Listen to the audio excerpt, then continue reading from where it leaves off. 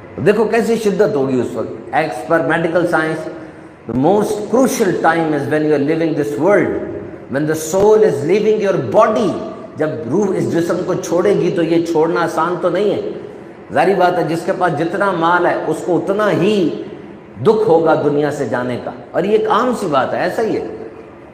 ایک کہاوت بتاتے ہیں کہ ایک پھجا نائی ہوتا تھا. وہ نائی تھا اور وہ گاؤں میں آ جاتا اپنی چٹائی لے کے، 2-4 اوزار ہوتے تھے، گاؤں والوں کے ساتھ جو بھی نائی کا کام ہوتا کر کے چلا جاتا تھا. اس کے پاس کوئی بال متاع نہیں تھا. ایک دن گاؤں میں بڑا سیلاب آ گیا، لوگ بھاگ رہے تھے، کوئی ڈھور ڈنگر بچا رہا ہے، کوئی صندوق اٹھا کے جا رہا ہے، کوئی بستر پکڑ رہا ہے، کوئی برتن پکڑ رہا ہے. اب وہ پھجا نائی آرام سے درخت کی شاخ پہ بیٹھا سب کو دیکھ کے ہنس رہا ہے. کسی نے گزرتے ہوئے کہا وہ تم ہنس رہے ہیں تو پتہ نہیں چل رہا پورا پنڈ ڈوب رہا ہے، پنڈ پورا ڈوب رہا ہے، تم ہنس رہے ہو. تو آگے سے ہنس کے کہتا ہے اج ہی تے غربت دی چس آئی ہے، آج ہی تو پتہ چلا کہ غریب آدمی میرے پاس ہے کیا. تو دنیا میں جتنی بلونگنگ چھوڑ کر جاؤ گے اتنا جانے کا دکھ ہوگا، یاد آئے گی زیادہ وہ چیز. کیوں حضرت عیسیٰ علیہ السلام نکل گئے جنگلوں میں؟ فرماتے ہیں یہی اون میرا لباس ہے، یہی پودے میرے لیے پھول ہے. کیونکہ یاد رکھو محبت کی نشانی یہ ہے کہ عاشق کو خوف ہوتا ہے. یہ محبت کی پہلی نشانی، عاشق کو خوف ہوتا ہے. کس چیز کا؟ محبوب کی ناراضگی کا. ایک بندے کو محبت ہے اور اسے خوف نہیں ہے، یہ ممکن نہیں ہے. He is always terrified. وہ خوف میں رہے گا کہ میرا محبوب ناراض نہ ہو جائے، میں وہ کام کروں جو میرے محبوب کو پسند ہے، کہیں ایسا نہ ہو میں کچھ غلط کام کر دوں میرا محبوب ناراض نہ ہو جائے. محبت چین نہیں لینے دیتی، محبت آزماتی ہے. آج کسی کو دنیا میں محبت ہو جائے اور وہ ثابت قدم رہے، 2 صدیوں تک اس کا نام کتابوں میں لکھا رہتا ہے، تو مجھے بتاؤ وہ جو اپنے رب سے محبت کرتے ہیں تو ان کو آزمایا جاتا ہے کہ وقتی بخار ہے، موسمی محبت ہے کہ باقی دل میں اس کے نقش ہو گئی ہے محبت. دس از ویری کروشل. یہ محبت ہے. حضرت آدم علیہ السلام کو بھی اسی محبت، یہی محبت آپ کو ہوئی. حضرت حسین رضی اللہ تعالیٰ عنہ نے اسی محبت کے لیے 71 لاشیں اٹھا دیں. حضرت زکریا علیہ السلام کے سر پہ آرا چل گیا. حضرت داؤد علیہ السلام اتنا روتے کہ زمین میں گھاس اگاتی. یہ وہی محبت ہے. حضرت ابراہیم علیہ السلام اسی محبت کی خاطر آگ میں چھلانگ لگا رہے ہیں. اپنے اکلوتے سکے بیٹے حضرت اسحاق علیہ السلام کے بعد آپ نے گردن پہ چھری چلا دی. یہ محبت تھی. ریممبر، یہ چیک کی جاتی ہے. تو میرے محترم سامعین کرام، آج جو ہم دیکھتے ہیں نا دنیا میں اس وقت 2021 میں جو ہمیں پریشانی ہے بطور مبلغ، جب ہم پریچ کرتے ہیں اور جاتے ہیں، نوجوان اور دنیا کو ایمان کی حفاظت کی فکر نہیں ہے. اب مجھے بتائیں کہ وہ 25 صحابہ، ان کی فکر ہی صرف یہ تھی کہ ایمان بچ جائے. میرا اور آپ کا کیا حال ہے؟ دن کے 24 گھنٹے ہیں، اس میں کتنی دیر ہم ایمان کی حفاظت کی سوچ رکھتے ہیں؟ بتائیں. بڑے طریقے ہیں، دیکھیں تو صحیح. کاروبار کی طرف ایک بندہ جاتا ہے، بریانی لگاتا ہے، یقین کریں دنیا سے پوچھتا رہتا ہے کہ اس بریانی کو بیچنے کے لیے میرے پاس کیا طریقہ ہو، انگریڈینٹ ایڈ کروں، اسپائس اپ کروں، یہ ماحول کیسا ہے، یہاں پہ کون سی بریانی چلتی ہے، کس طریقے سے مارکیٹ کروں. اور اللہ کے کرم سے اس کا رزق حلال آگے نکل جاتا ہے. میں نے اور آپ نے کبھی بیٹھ کے سوچا کہ ایمان کو بچانے کے لیے 1 2 3 4 5 6 کون سے طریقے میں اختیار کر سکتا ہوں؟ حضرت خضر علیہ السلام کا نام جو یاد کر لیتا ہے، یہ کہا جاتا ہے کہ اس کا خاتمہ ایمان پر ہوگا. کیا نام ہے ان کا؟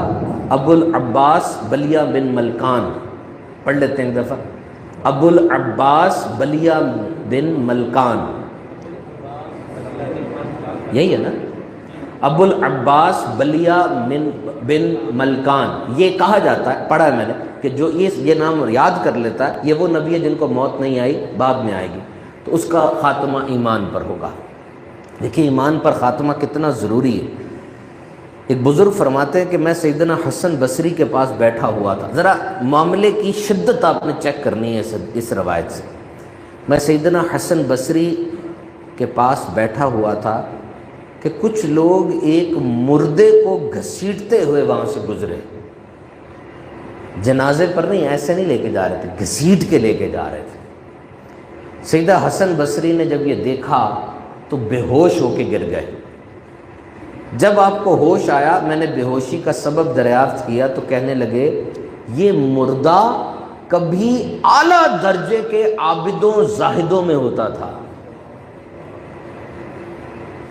جو مریدین تھے وہ کہنے لگے پھر ہمیں بتائیے اس کے ساتھ کیا ہوا، یہ کیا ہوا؟ یہ کہا سنو، یہ ایک دن اپنے گھر سے نماز کی نیت سے نکلا تو راستے میں اس کی نظر ایک عیسائی لڑکی پر پڑی، اسے دیکھ کر یہ فتنے میں پڑ گیا۔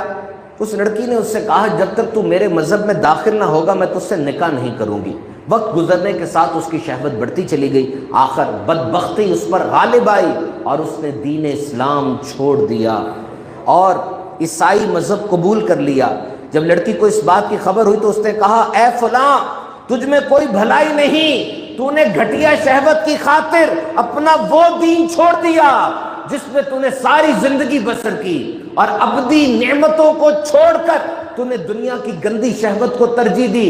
سن لے، میں اقرار کرتی ہوں، قل هو اللہ احد، کہہ دیجئے کہ اللہ ایک ہے، اللہ الصمد، وہ بے نیاز ہے، نہ وہ کسی کا باپ ہے نہ کسی کا بیٹا، اور اس کا کوئی جوڑ نہیں۔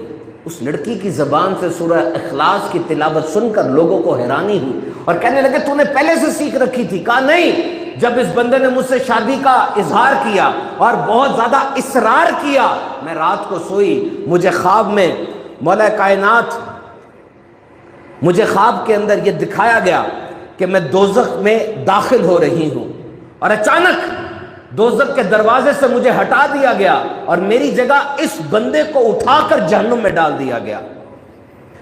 میں خوف زدہ ہو گئی تو داروغہ جہنم کے جو گیٹ کیپر ہے حضرت مالک علیہ السلام، انہوں نے کہا اے لڑکی، اس بندے کو تیرا فدیہ بنا دیا گیا ہے۔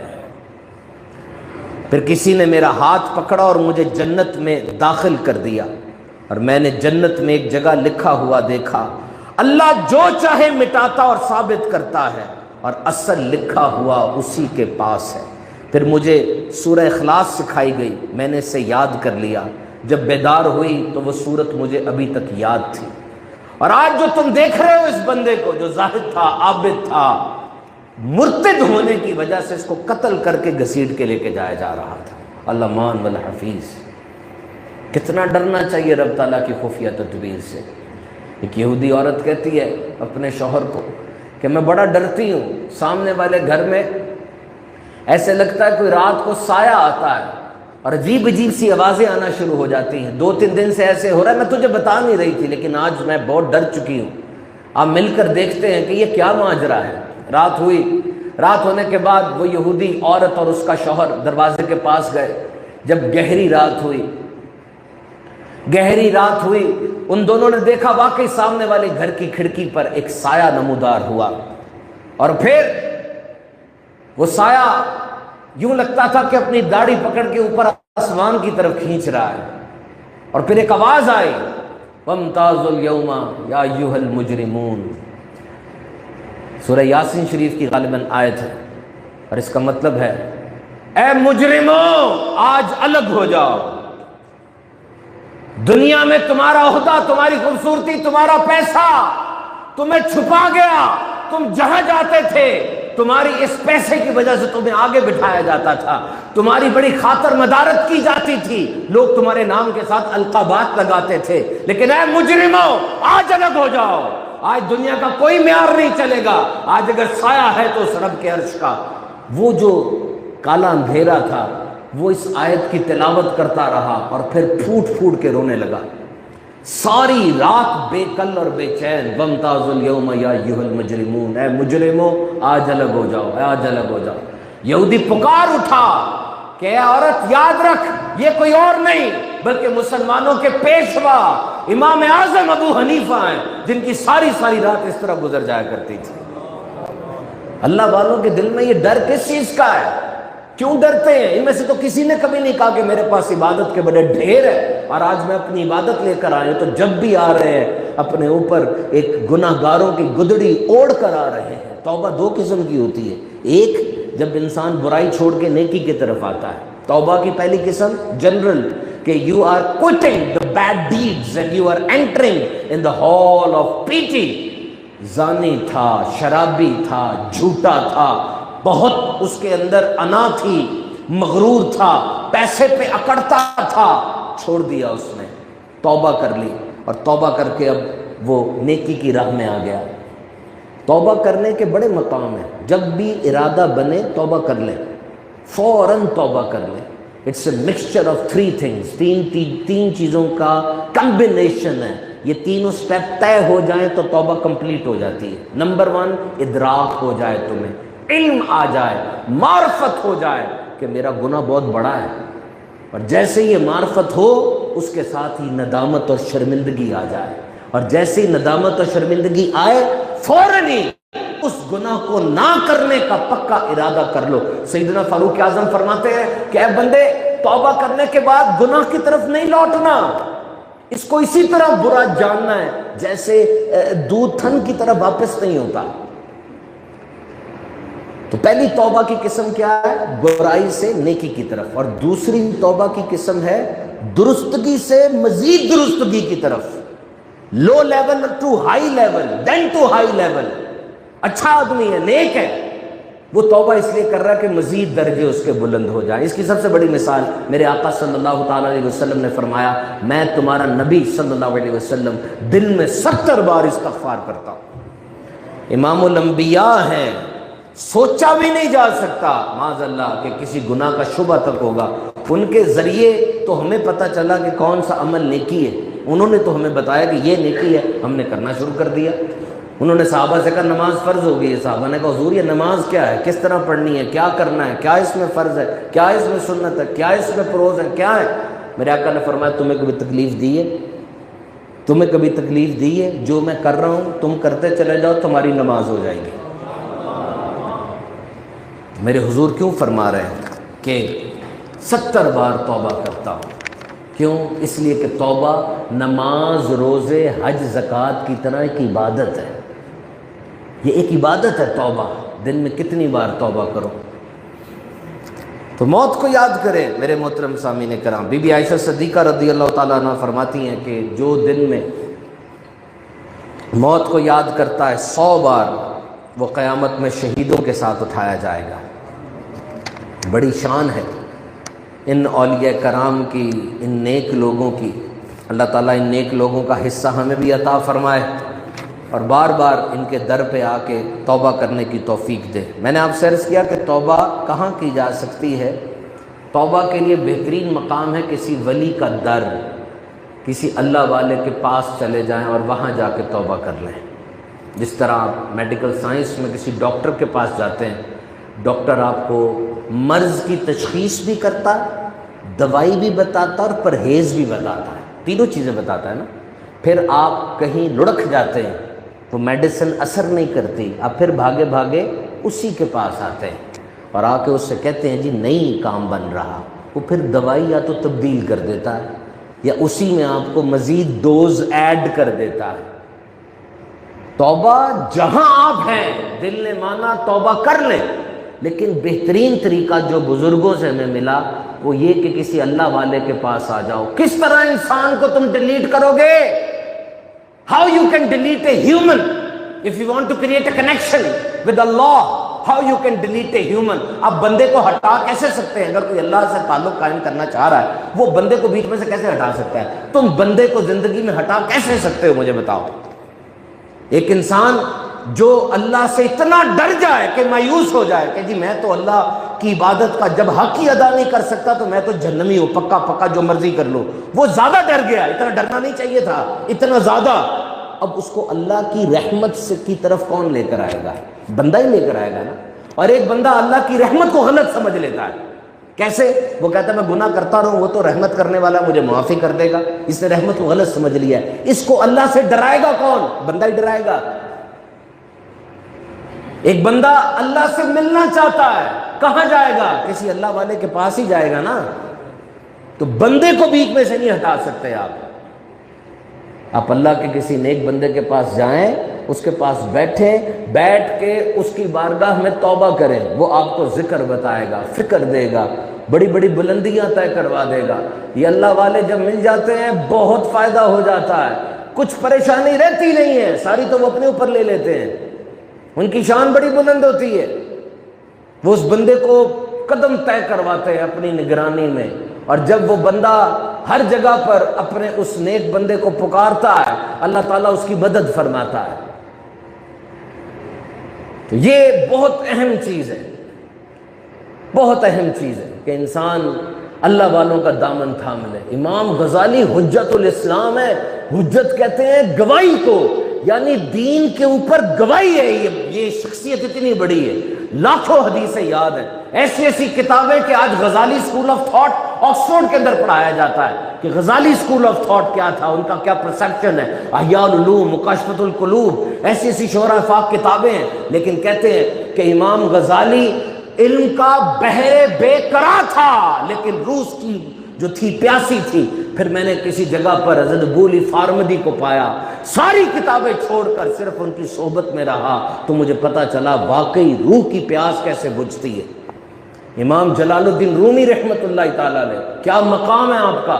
جب بغداد میں چلتے تھے نا، ڈھیروں شاگرد ان کے ساتھ ہوتے تھے. کوئی ان سے آگے بڑھ کے مسئلہ پوچھتا تھا، کوئی آگے سے صفائی کرتا تھا. ایک دن کھڑے ہو کر درس دے رہے ہیں، بڑا واز ہو رہا ہے، اور کیسے ماحول بنا ہوتا ہے. کنگ ایڈورڈ میڈیکل یونیورسٹی میں چلے جائیں، پورے پاکستان کے ٹاپر سامنے بیٹھے ہیں، بڑے ڈاکٹر صاحب جو ہے وہ لیکچر دے رہے ہیں. اب دیکھو ہر جگہ کی اپنی نوعیت ہوتی ہے. ویسے تو آپ کو اس بات کا پتہ ہے نا کہ ہر کلاس میں تھوڑے سے بچے بدتمیز ہوتے ہیں، نالائق ہوتے ہیں، کچھ بہت لائق ہوتے ہیں. لیکن کچھ جگہ ایسی ہوتی ہے کوئی نالائق نہیں ہوتا.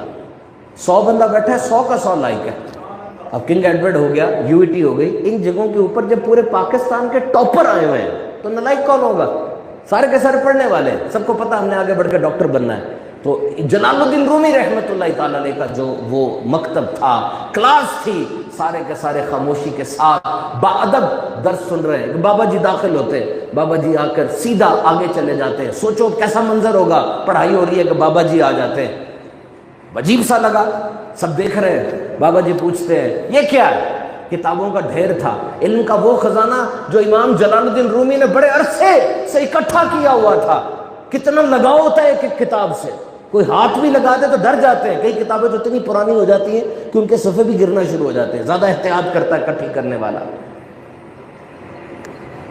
امام جلال الدین رومی تھوڑا سا، کیونکہ حالات ایسے بن گئے تھے، کہتے بابا جی یہ وہ ہے جو آپ نہیں جانتے، آپ نہیں جانتے یہ وہ ہے. بابا جی ساری کتابیں اٹھا کے حوض میں پھینک دیتے، پانی میں. علم کا سرمایہ ضائع ہو گیا، پتہ نہیں کہاں سے بابا آ گیا تھا، سارا سرمایہ اس نے ضائع کر دیا. ابھی اس سے پہلے کہ بہت زیادہ چیخ و پکار ہوتی، بابا جی ساری کتابیں نکالتے ہیں، اوپر رکھتے ہیں. ہاتھ لگایا، ساری کتابیں بالکل سوکھی ہوئی تھی. پوچھا بابا جی یہ کیا ہے؟ کہ رومی یہ وہ ہے جو تو نہیں جانتا، یہ وہ ہے جو تو نہیں جانتا. اب وہ کتابیں ختم ہو گئی. جلال الدین رومی کی زندگی میں شاہ شمس تبریز آ گئے، سارا دن رات ان کی بارگاہ میں حاضر ہے. وہ باہر کے جلوس، وہ علم کی مجالس، وہ سب ختم ہو گئی ہیں. بس نظر کا فیض جاری ہے. اور یہی وہ وقت تھا جب شاہ شمس تبریز آپ کی زندگی سے گئے تو اس وقت پھر آپ نے مثنوی روم لکھی تھی، جو آج دنیا کے لٹریچر میں فارسی کی وہ کتاب ہے جس کا ثانی کوئی نہیں. اور شروع کیسے ہوتی ہے کہ میرا شاہ شمس، یعنی میرا آفتاب، شمس کہتے ہیں آفتاب کو، سورج کو، میرا آفتاب چمک رہا ہے اور مجھے اپنی شعائیں دے رہا ہے. نہیں کسی کے لڑ لگے نا، مان لو لگ جاؤ، میں صحیح مشورہ آپ کو دے رہا ہوں. بڑی بڑی منزلیں طے کرا دیتے ہیں اللہ والے. تو میرے محترم سامعین کرام، بڑے مشکل لمحات ہوں گے جب ملک الموت تشریف لائیں گے. رشتہ دار احباب دیکھتے رہ جائیں گے. ایک آخری ہچکی ہوگی اور سانس اچانک بند ہو جائے گی. بڑی سخت تکلیف کے ساتھ یہ وقت گزرے گا. تو اللہ تعالیٰ کی بارگاہ میں دعا ہے کہ ہم سب ایسی عبادت کریں، اللہ تعالیٰ کی بارگاہ میں ایسے پیش ہو جائیں کہ ہمارے لیے یہ وقت آسان ہو جائے.